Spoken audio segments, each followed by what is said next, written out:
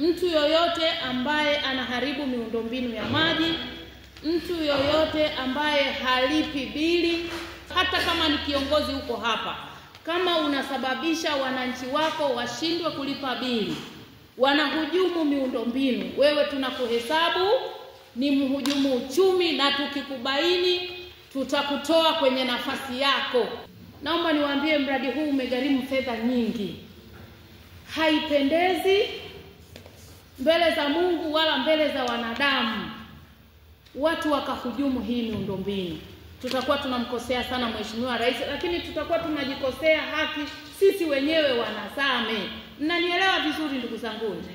Kwa hiyo kila mmoja wetu awe mlinzi wa miundombinu ya maji ambayo tumeletewa na Mama Samia Suluhu Hassan. Naongea, narudia tena, muelewe ukubwa wa fedha hii, kwamba ni zaidi ya mikoa 20 wangeweza kupewa hizi hela, lakini tumepewa sisi.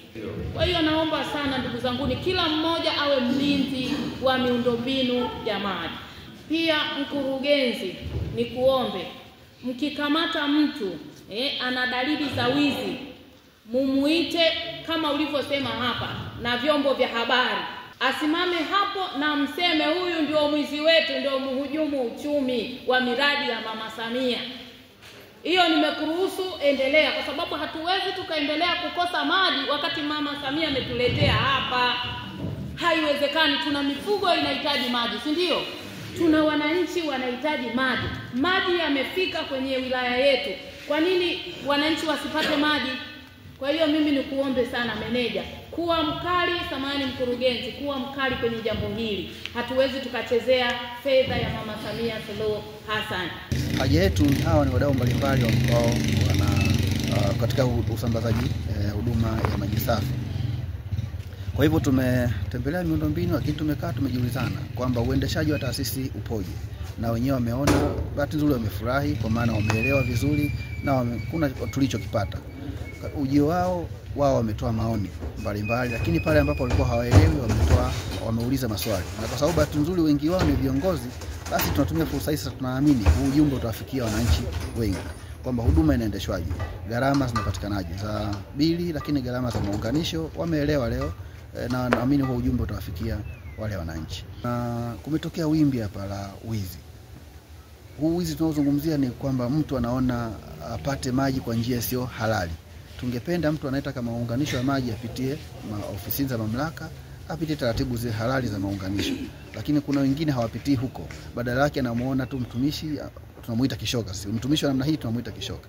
Mwingine anatumia vishoka au mafundi wengine walioko mtaani wanajiunganishia, kwa sababu bomba limepita karibu yake, anaunganisha nyumbani kwake bila taarifa hizi za malipo au taarifa hizi za huyo mteja kuwepo ofisini kwetu. Sisi tunasema ni maunganisho haramu. Sasa yanaikosesha mapato taasisi, lakini pia ni kama hujumu uchumi, kwa sababu mapato yale yangewezesha kuboresha huduma ambayo ni takwa la nchi yetu. Mheshimiwa Rais hitajio lake ni kwamba kila mwananchi apate huduma ya maji safi na salama kwa siku zote kwa watu wote. Sasa ikitokea mmoja anachepusha, anaikosesha mapato taasisi, lakini si taasisi tu bali kwa serikali kwa ujumla. Kwa hivyo leo tumefikisha ujumbe kwamba kuna hilo wimbi, kwa hivyo tutaenda kuwafanyia kazi. Na tunachoshukuru Mheshimiwa mkuu wa wilaya naye ametoa maagizo. Ametoa maagizo kwetu, kwa maana wale vishoka, kwa maana watumishi ambao wanakosa uadilifu tuwafanyie kazi. Hilo tumepokea kwa mikono miwili, tutaenda kulifanyia kazi mara moja. Lengo kubwa la mkutano huu kuwaita ni kwamba mjionee wenyewe mradi wenyewe ulivyo, na mfikirie gharama zilizoingia pale. Na hiyo kwa maana tunawaomba sana muwe mabalozi mnaporudi huko kwenye maeneo mbalimbali mliotoka au mliowakilisha, ili muweze kwenda kueleza wadau wetu wa maji ukweli wa mradi huu ukoje, ili waweze iwe ni rahisi sana hata kuweza kutoa taarifa panapotokea hujuma, lakini vile vile waweze kulipa bili zao kwa wakati. Mmeona mahesabu yaliyotolewa hapa na mkurugenzi. Makusanyo sasa hivi bado ni madogo, lakini matumizi yanatakiwa ni makubwa sana. Kwa hiyo ningetoa wito kwa watumiaji maji wote kuhakikisha kwamba wanalipa bili zao kwa wakati. Wananchi wamekuwa wakihujumu miundombinu ya maji.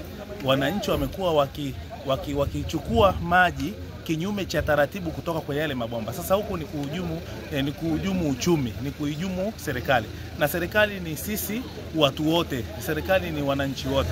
Kwa nilikuwa rai yangu mimi kama diwani wa Same Mjini, nilikuwa nataka niwaambie wananchi wangu wote, lakini na wakata jirani, kwamba mradi huu ni wa kwetu, tunapaswa kulinda kwa wivu mkubwa. Na ili mradi huu uweze kuendeshwa, tumeona pale mamilioni ya fedha yanatumika. Yaani dawa tu kwa mwezi mmoja ni zaidi ya milioni 40. Kwa hiyo mradi huu unataka fedha. Kwa hiyo wewe unapokuja na kuiba maji, usipofanya malipo, maana yake ni kwamba utatukwamisha wale wengine ambao tunalipia maji na tunafanya malipo kwa ajili ya kuhakikisha mradi ule uweze kuendelea, umeme ulipwe, lakini mafundi waendelee kulipwa, lakini madawa yanunuliwe na shughuli zingine kama hizo.